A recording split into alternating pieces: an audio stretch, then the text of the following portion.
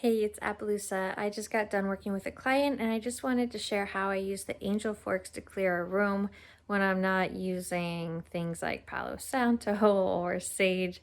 And I'm not in the office today, but have a space here that I could use. And I'll just do a really quick video of how I use the angel forks to clear my forks, the space, myself, crystals after a client.